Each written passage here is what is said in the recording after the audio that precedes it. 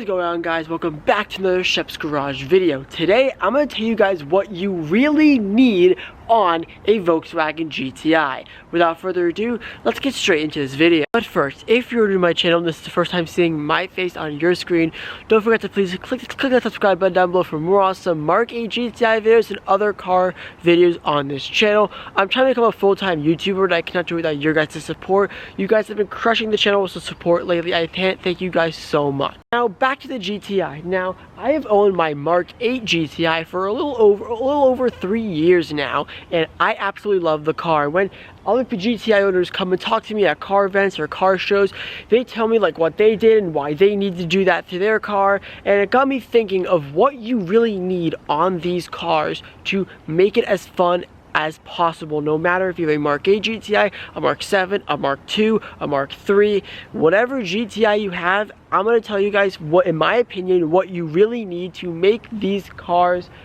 as enjoyable as possible, basically. Obviously, this is a pretty subjective video. I'm coming at the perspective of the more modern GTI owner, so Mark 8, Mark 7, Mark 6, Mark 5, you know, those sort of generation of GTIs. If you're into the more older GTIs, like the Mark 3, the Mark 2, the Mark 4, you know, you may have different ideas, but this is sort of at the perspective of, like, you know, the more modern GTI owners that are out there.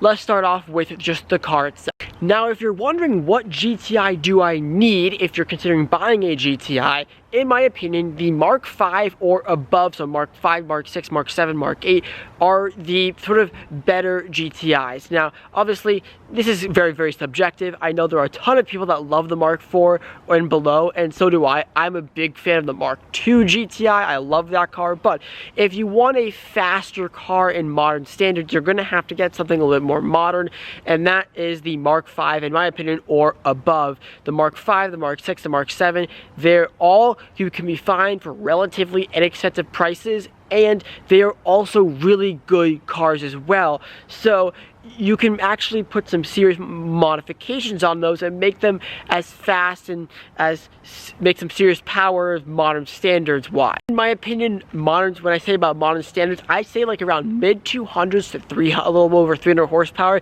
is what I classify as fast and entry level modern standards. But you can easily do that with a Mark 5 or a Mark 6, like a $5,000 to $8,000 car is sort of what I'm talking about here. But if you sort of want, you know, the cheapest, most modern GTI, a Mark 7 you can find for right around $12,000 to $15,000 today. Now, with the sort of car out of the way, let's talk about the options and modifications. Now, if you're looking at an older car, everything is going to be on the car already, obviously, but if you're going to buy a newer car, this is sort of some of the things you're going to be sort of looking for. So if you're whether you're going to be buying a Mark 5 or up, or a Mark 5 or below, you know, some of these things may not be options, or they may not have existed back then. So just sort of keep that in mind, that this is a sort of focused towards sort of the modern age GTIs, basically. Starting off with my mind with a pretty important option in my opinion, and that is this right here. Now, I'm not talking about the badge, I'm talking about the performance pack. So if you have a car with the red GTI, I think this was started on the Mark 6 GTI, I believe. Correct me in the comments if I'm wrong about that, but the performance pack gave you a bunch of performance-oriented factory upgrades over just a normal standard GTI. This include bigger brakes on the car. This also included a limit slip front differential. It also gave the car a slightly different tuned engine and a slightly different tuned exhaust note.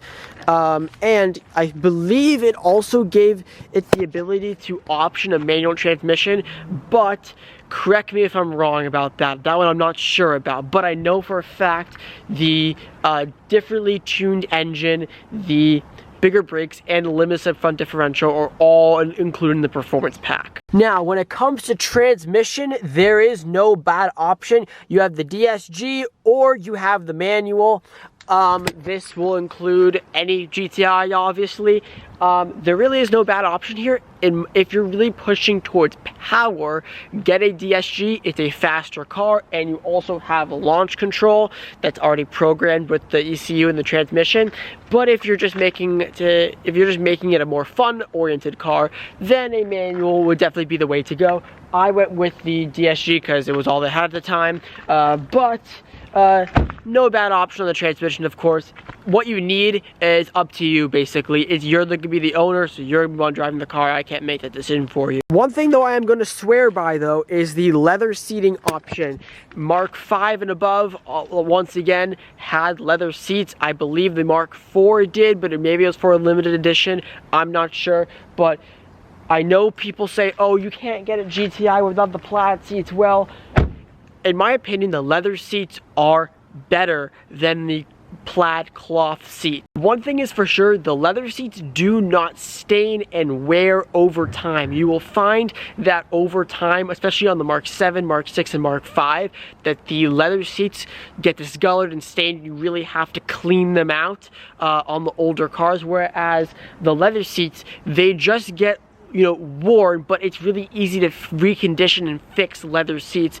Easier than cloth, in my opinion. Especially on cars with no sunroof. The leather seats in general, in my opinion, feel more premium. They're nicer to sit in, and they're also way easier to clean. Now, obviously, there may be cars cheaper without the leather seats, but trust me on this, if you're going to be looking at getting one of these cars, get the leather seats. You're going to thank me later. These seats are awesome. The Mark 8 ones are awesome. The Mark 7, the Mark 6, any GTI leather seats, especially the really older ones like the Mark 6, or the Mark 5 leather seats, those had real leather, obviously, but they were good seats. Now, let's talk about modifications now. This is the part that everyone was waiting for. Now, a lot of people tell me, or probably tell you, that in order to have real fun in these cars, you need a downpipe, a tune, and a catback exhaust, and that's basically it. Well, I'm here to tell you, not necessarily true. Now, it is no secret with those modifications, these things can push some absolute serious power, and I am not disputing that by any means. However, if you're looking to have fun in these cars, you definitely don't need to spend that money. For example, power modifications I have done: catback exhaust, intake with the turbo muffler delete, and the boost tap. That's it. That's all I have done in this car. It's relatively stock, speaking, and that's perfect for me. I'm having so much fun with this car, and it's a rare amount of time, other than when I'm on the track. I do wish I had more power when I track my car over the summer, but other than that, on the street, if you're really just gonna be using it for daily street use, you definitely don't need a downpipe or a tune. Now, at some point, yes, I will do a tune on my car. However, if tunes are a lot of money, if you're balling on a budget and you just need the necessities, definitely, in my opinion, all I would say is get an intake and an exhaust, and that's really all you need to have really fun in these cars. Additionally, a good set of springs will help with the handling, or coilovers, I know are the more pricey option on this case, but when it comes to modifications, good handling is important. So good set of lowering springs will be just fine for the meanwhile, to have better handling on these cars, and everything else sort of up to you. Wheels, aesthetics, wrap, everything else is really up to you in the terms of case of modifications. But in my opinion, all you really need on this car is an exhaust and an intake, and you really have yourself an awesome performance driver and everyday car. I'm really enjoying my car. I will tune it at some point, but I'm having a ton of fun with a relatively stockish GTI. Well, doesn't quite look it, but we get what I mean. Some of the things I would recommend too, if you have an older car, definitely get an Apple CarPlay head unit or some sort. Definitely, that's pretty important these days. and maybe possibly if you're into music, a sound system upgrade too. My car already has some upgrade speakers from the factory, but there are some older cars that may not have the option, or you may be into music and into that sort of thing, and nothing's better than having a good stereo system in your performance car, because nothing's better than driving with some good tunes on the radio. Overall, that's really all it for this video. That's what I recommend, and that's what you really need for your GTI. Now, is everything on this list accurate? No, these are all my opinions. This is all from what I have learned with owning this car for the past 3 years. However, I would like to know what you consider you need on a GTI or a Golf R in the comment section down below. What do you think you need in order to maximize the fun out of these cars? I'd like to know in the comment section down below. Thank you guys so much for watching this video. Comment, like, and subscribe, and I'll see you guys in the next video. Peace.